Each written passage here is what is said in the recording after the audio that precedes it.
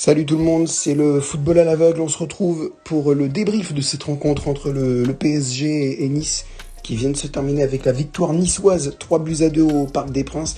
Je vais débriefer cette rencontre avec vous. N'hésitez pas à commenter la vidéo pour me donner votre avis par rapport à cette rencontre. Alors, on va commencer déjà par récapituler les buteurs. Ouverture du score niçoise, 1-0. Le but est signé, je crois, par Mofi. Non, c'est pas Mofi qui marque le premier. En tout cas, je sais plus. Égalisation parisienne de Kylian Mbappé, mais le deuxième but niçois est inscrit juste au retour des vestiaires. Et le troisième but est inscrit ensuite par Terem Mofi pour Nice, 3-1. Mais Paris revient un petit peu avec un but de Mbappé dans les dernières minutes du temps réglementaire. Et malgré 6 minutes de temps additionnel, ça n'a pas suffi. Donc, qu'est-ce qui s'est passé au Parc des Princes aujourd'hui, alors qu'on avait une équipe parisienne qui rassurait face à Lens et Lyon? On s'est retrouvé avec, encore une fois, un début de match plutôt intéressant, j'ai trouvé, hein, avec une équipe parisienne qui baladait bien le bloc niçois pendant les 10-15 premières minutes. Mais après, ça s'est très rapidement calmé. Je pense même que quand je dis 15 minutes, je suis un petit peu trop gentil. J'aimerais plus les 5-10 premières minutes. Et après, ça s'est calmé. Les Niçois ont commencé à s'installer.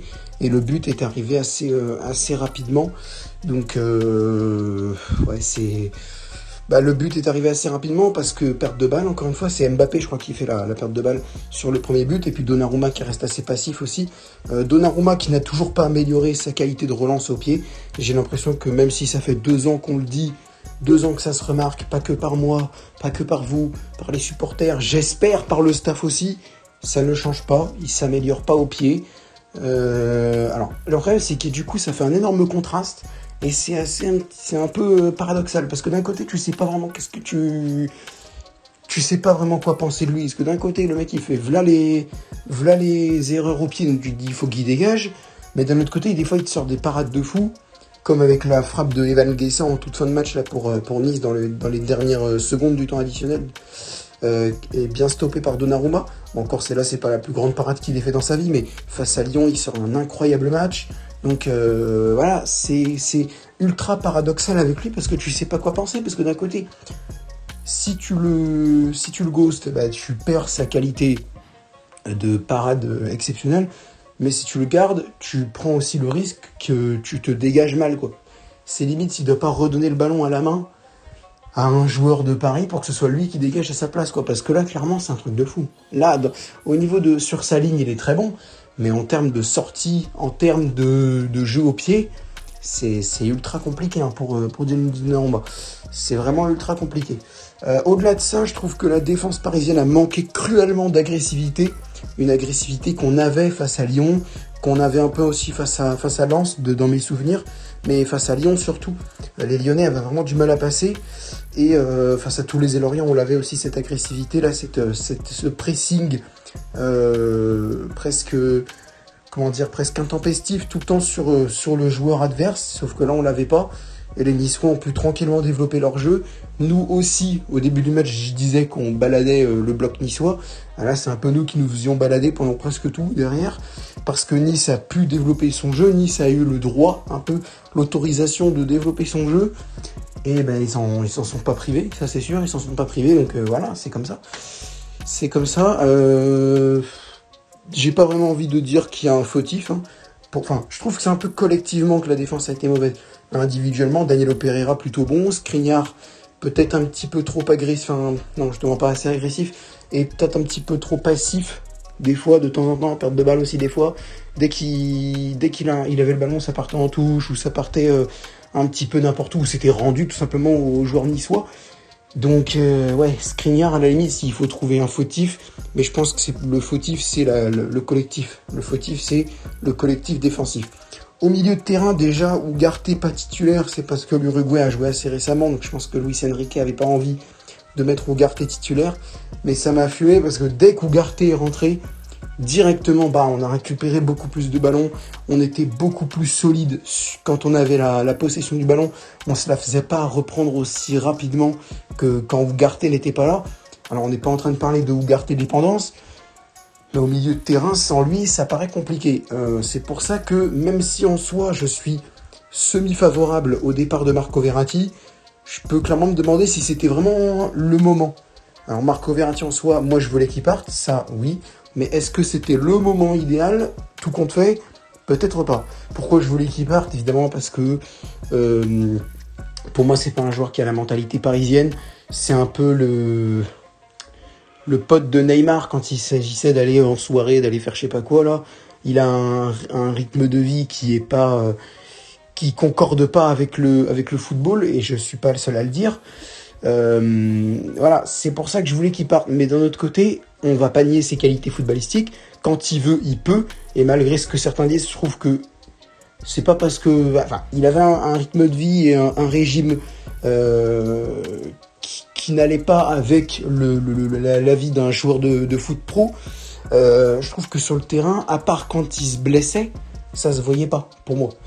Il se blessait très vite, et c'est là qu'on voyait qu'il avait pas un rythme de vie de fou. Mais quand il était en forme, quand il était sur le terrain, qu'il se blessait pas, ce qu'il proposait dans le jeu était rarement décevant. Et c'est dans ce sens-là que je m'interroge sur le bien fondé du départ de Verratti maintenant. Ça, c'est quelque chose que je me demande, ça c'est sûr. Ensuite, au niveau de Zaïre Emery, encore une fois, bon, il a pas fait un match aussi incroyable que quand il le faisait face à Lens, face à Lyon, face à Toulouse, face à Lorient. Mais par contre, il était plutôt pas mal. Le joueur que j'ai trouvé le moins bon, c'est les deux joueurs que j'ai trouvé le moins bon. C'est Vitinha, beaucoup trop de pertes de balles. Il jouait pas mal vers l'avant, ça oui, mais c'était assez... Ouais, il y a beaucoup de déchets techniques de la part de Vitinha, et Carlos Soler aussi. Carlos Soler, il a tenté, à chaque fois qu'il avait le ballon, il tentait des trucs... il tentait de la jouer solo, ou il tentait de faire des trucs un petit peu trop compliqués pour lui pour le moment. Et ça lui a porté préjudice. Résultat, il s'est fait siffler par une partie du Parc des Princes quand il a été remplacé par Ugarte. Voilà. Sinon, le milieu de terrain, à part ça, ça va. C'est déjà pas mal. Par contre, l'attaque, Dembélé, pas mal, même si devant le but, pour moi, il doit pas... Ousmane Dembélé, il doit arrêter de tenter. Enfin, il doit tenter, mais peut-être un petit peu moins souvent, parce que ça se voit que ça rentre pas.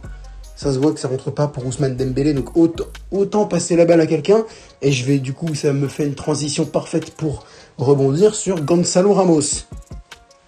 Parce que oui, je crachais sur Mauro Icardi quand il était encore à Paris, parce que Icardi, non seulement il était fantomatique, mais en plus, il avait un rythme de vie et un comportement à Paris qui m'exaspérait au plus haut point. Mais là où je disais qu'il était fantomatique, je me trompais, et je reconnais mes torts, parce que c'est aussi les Parisiens qui ne trouvaient pas, qui n'essayaient pas d'envoyer des ballons sur Icardi. Et c'est un peu pareil avec Gonzalo Ramos, quoi. T'as un numéro 9. Alors oui, d'accord, c'était le Luxembourg. Oui, d'accord, il a marqué que 2 buts alors qu'ils en ont mis 9, le Portugal. Oui, d'accord, tu l'aimes pas. C'est bon, j'ai compris. Gonzalo Ramos, tu ne l'aimes pas. De toute façon, je crois qu'il y en a certains, peu importe ce que Ramos y fera, ils seront pas contents. Bref. Mais ils ont pas beaucoup cherché à trouver Ramos.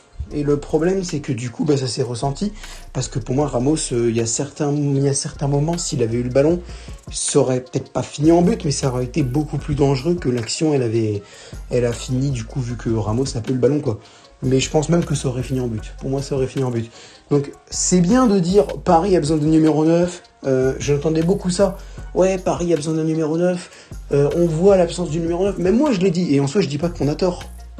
Mais je dis oui, d'accord, mais maintenant que tu as un numéro 9, si toi, tu vas pas le chercher, si toi, tu vas pas tenter de le trouver pour qu'il fasse le boulot et qu'il marque, aussi, tu peux t'en prendre qu'à toi-même aussi, c'est ça. C'est très bien de dire on a besoin d'un numéro 9, mais maintenant que tu l'as, et que tu t'en sers pas, autant le renvoyer au Benfica tout de suite, et renvoyer Ramos et Colomboigny tous les deux à Lisbonne et à Francfort.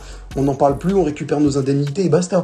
Parce que c'est très bien de dire que tu as besoin d'un numéro 9, mais si tu t'en sers pas, ça sert strictement à que dalle.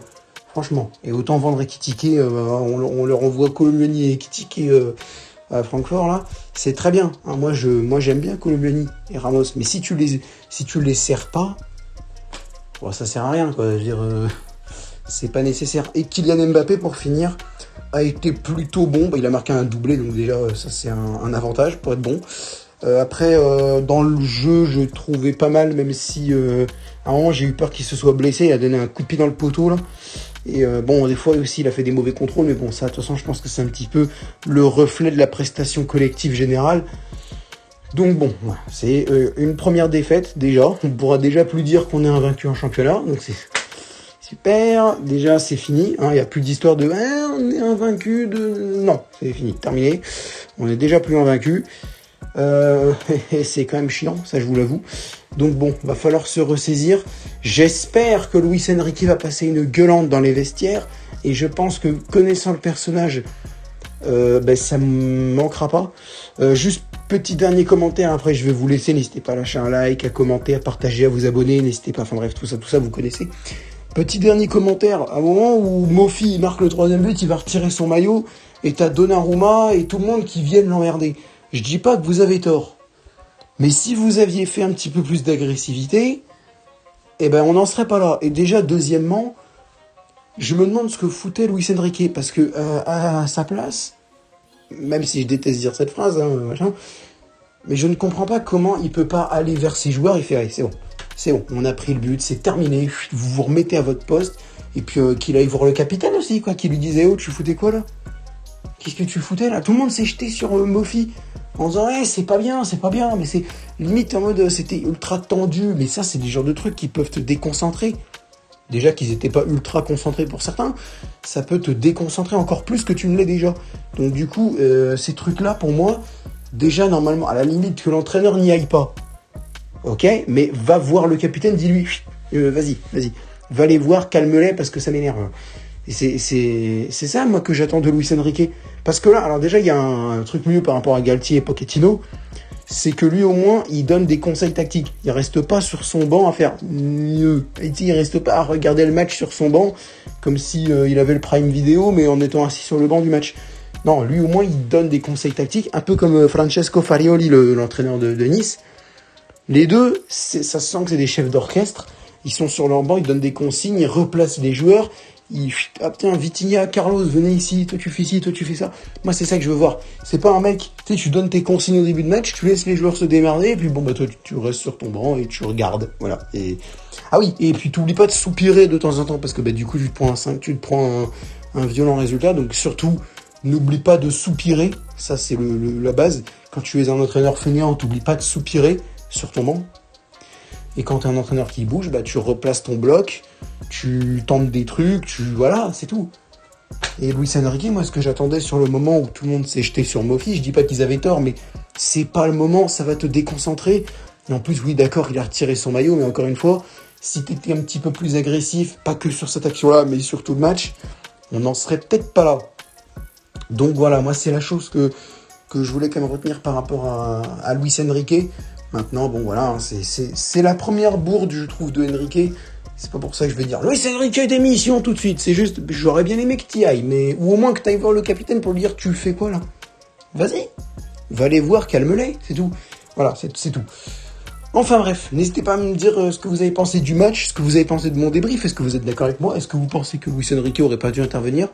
Est-ce que vous pensez que tout ce que j'ai dit c'est faux? Ou est-ce que tout ce que j'ai dit c'est vrai? Ou est-ce que... Bref, vous avez compris. Sur ce, moi je vous dis à demain pour 2 rencontres, Rennes-Lille et FC Barcelone-Betis-Séville. Et je vous dis donc à demain. Salut!